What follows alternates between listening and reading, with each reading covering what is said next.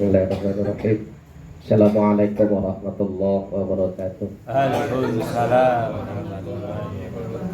Alhamdulillahirabbil alamin alladzi khalaqal mauta wal hayata liyabluwakum ayyukum ahsanu amala wa huwal azizul ghafur. Asyhadu la ilaha illallah wahdahu la syarikalah wa asyhadu anna Muhammadan abduhu wa rasuluh sallallahu alaihi wasallam la nabiyya wa rasula ba'dah amma ba'd. Tsumma qala Allah ta'ala fil Qur'anil Karim, a'udzu billahi minasyaitonir rajim. Bismillahirrahmanirrahim.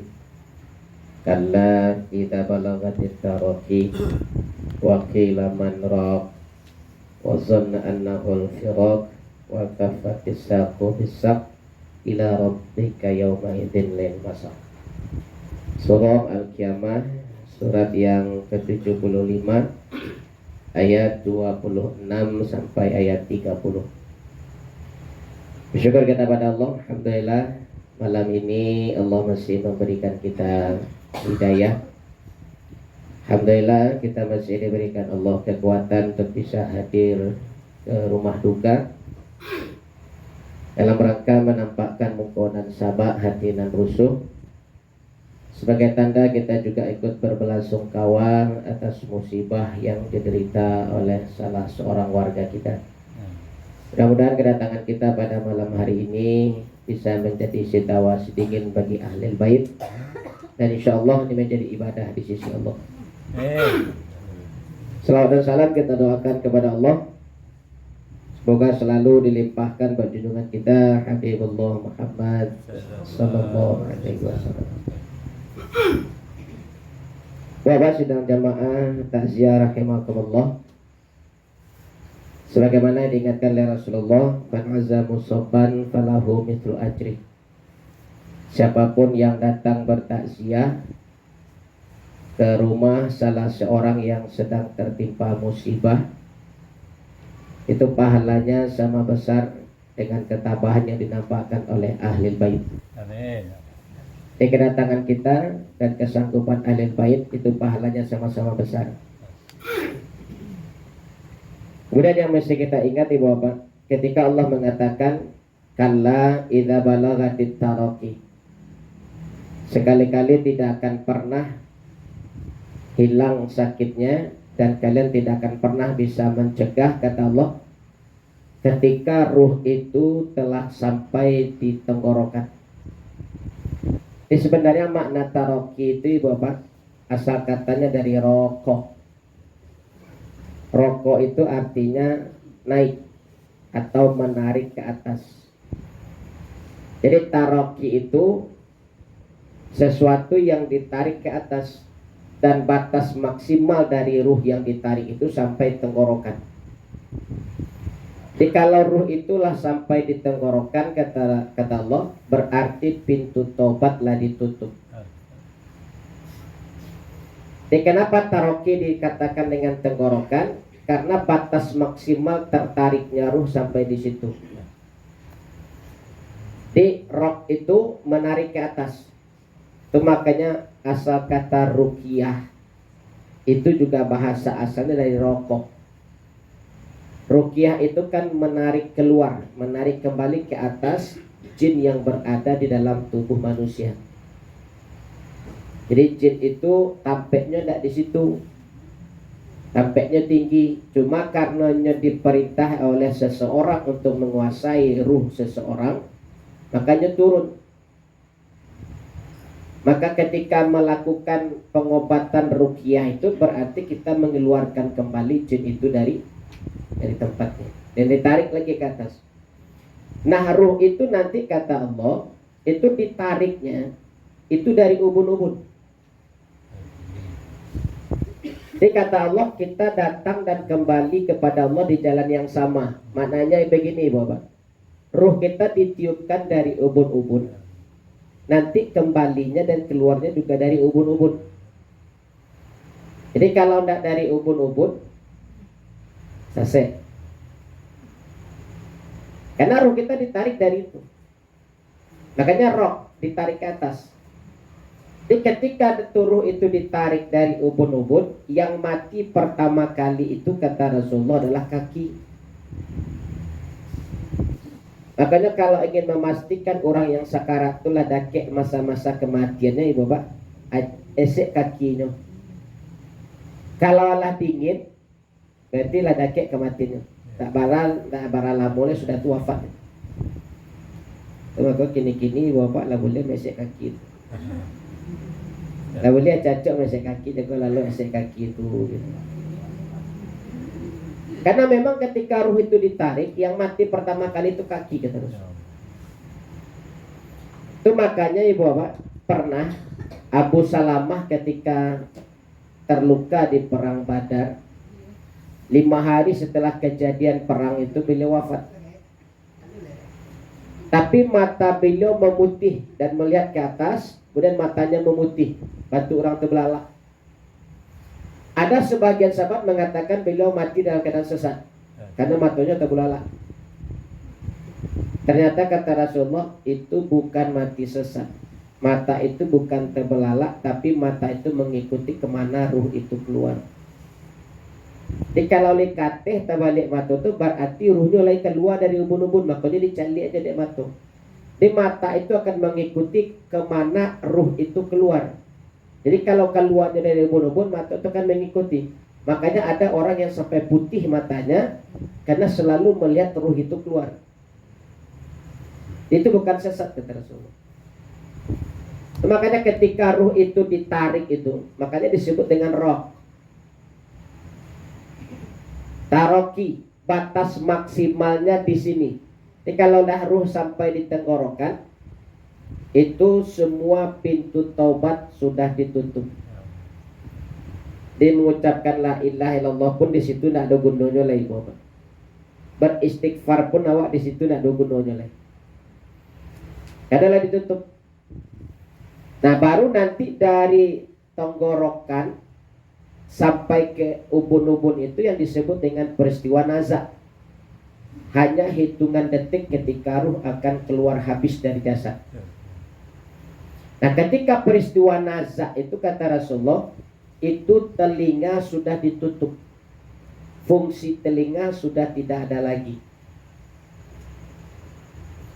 Maka ketika ruh sudah mulai ditarik tadi kata, dah sampai di tenggorokan, taroki itu kata malaikat, wakila man roh. Malaikat akan berkata kepada yang sakarat, siapa lagi yang bisa mengangkat penyakitmu? Jadi kembali ke kata roko tadi. Man roh, siapa yang bisa menyembuhkan penyakitmu atau siapa bisa kembali mengangkat sakitmu? Wazanna annahul firaq. Yang sakarat sudah yakin bahwa disitulah saat kematiannya semakin dekat. Di masalah itu nanti ada 3 keyakinan kita dalam masalah kematian ini. Pertama disebut dengan ilmu yakin. Yang kedua ainul yakin. Yang ketiga hakul yakin. Hari itu kita baru sekedar percaya. Ilmu yakin namanya. Bahwasanya setiap yang bernafas itu pasti mati. Kullu nafsin dha'iqatul. Awak yakin deh Bapak kita pasti mati. Yakin. Tapi kita baru sebatas percaya. Sebatas ilmu baru, ilmu yakin. Nanti pada saat kita sakarat, dan kematian itu berwujud kepada kita dan mendatangi kita di saat sakarat, baru kita ketika melihat kematian itu, kita baru masuk ke level ainul yakin. Bisa melihat sendiri wujud dari kematian itu datang ke awak. Dan juga nampak wujud dari malaikat maut itu datang ke awak. Di situ namanya ainul yakin. Karena kita sendiri melihat. Kita nanti di saat sakarat bisa melihat apa yang selama ini tidak pernah kita lihat, ya Bapak. Karena dalam surat Qaf surat ke-50 ayat 22 itu Allah jelaskan. Laqad kunta fi ghaflatin min hadza fakashafna anka ghitaka fabassaruka al-yawma hadid, kata Allah. Kalian masih banyak yang lalai dalam masalah itu, kata Allah. Nanti tabir yang menutupi penglihatan kita selama ini dibuka Allah, dan mata kita, penglihatan kita pada saat sakarat itu sangat tajam. Amal yang selama kita kerjakan apa wujudnya? Malaikat kiri kanan yang mendampingi kita nampak wujudnya. Iblis yang akan mendatangi kita untuk menjerumuskan kita di saat sekarat nampak wujudnya. Bahkan malaikat kematian pun Israel, malaikat maut itu juga nampak wujudnya. Fabasaru kal yawma hadid itu. Makanya iblis pun masih bisa mendatangi kita di saat sekarat. Kenapa ibu bapak? Karena kata Rasulullah ketika kita sakarat dua yang akan dicabut. Dua yang akan dicabut dari awak yang sakarat kata Nabi. Pertama ruh. Ini pelakunya Israel. Yang kedua iman.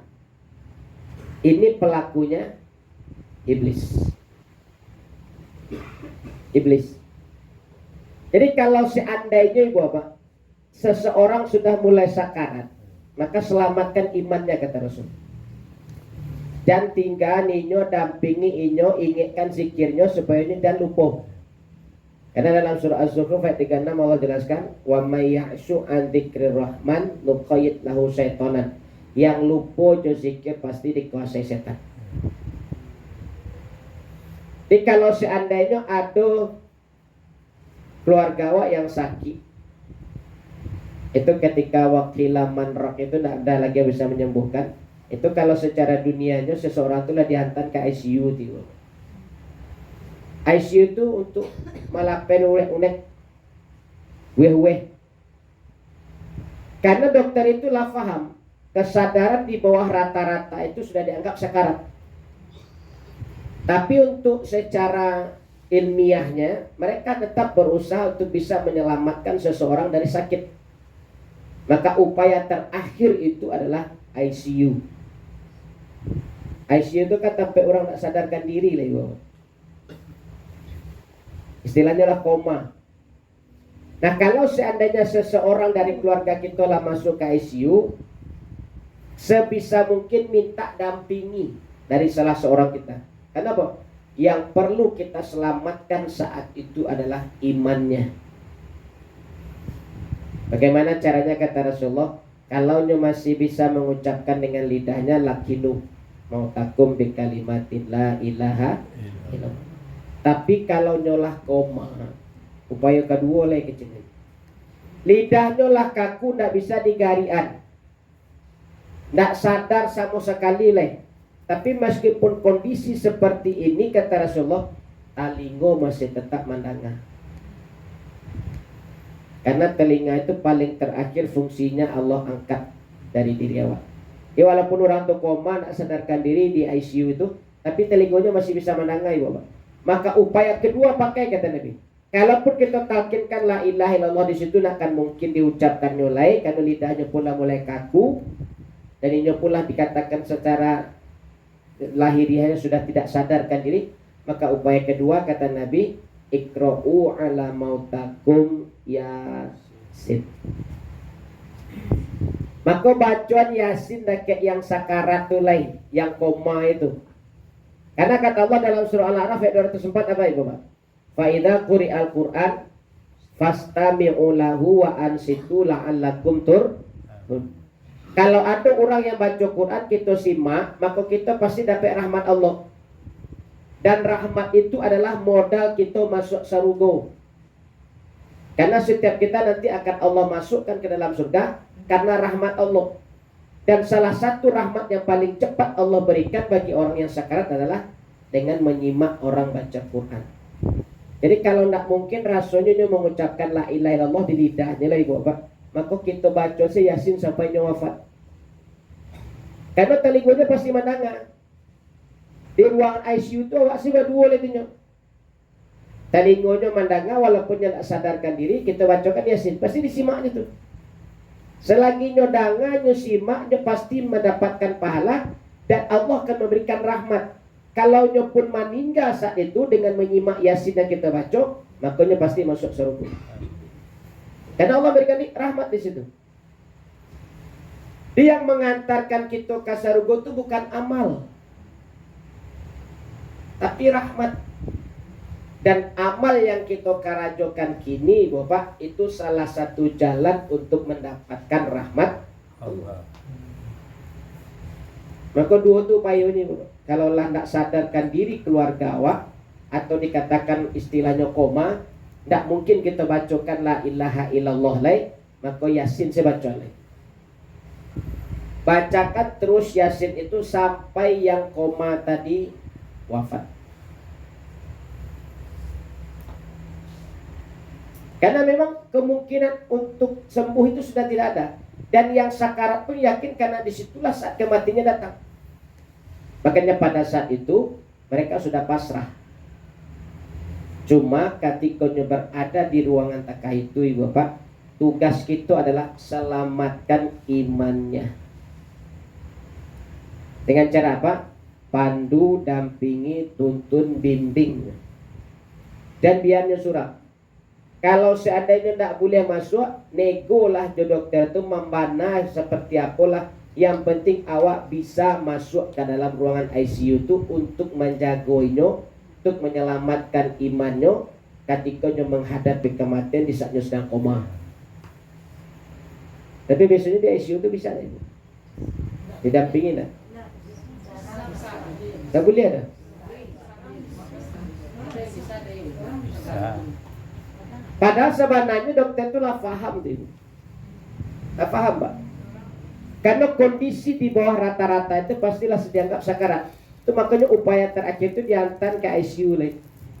Yang masuk ICU itu kan orang tak sadar lah itu. Lah dia boleh dikatakan sakarat gitu. Itu masuk ICU itu kan jarang yang keluar tuh yang cegak. Besok keluarnya lah meninggal. Kebanyakan yang keluar ICU itu meninggal. Jarang yang cegak gitu.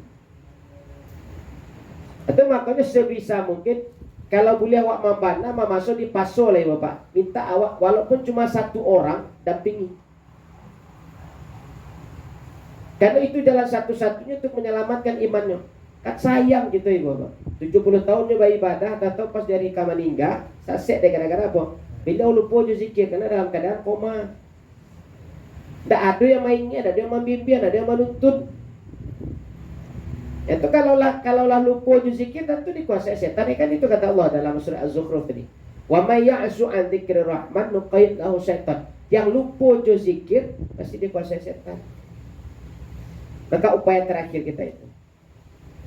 Jadi makanya ibu bapak, ketika ada saudara kita yang sakit atau yang mulai merasakan sakitnya itu hampir mendekati kepada kematian, itu kalau bisa tuntut ibu dan biarnya surang.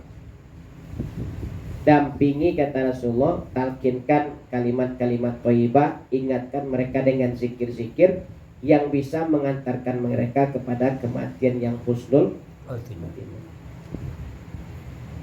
Baik Bapak, karena sebentar lagi Isya, masih ada acara setelah ini, kita cukupkan.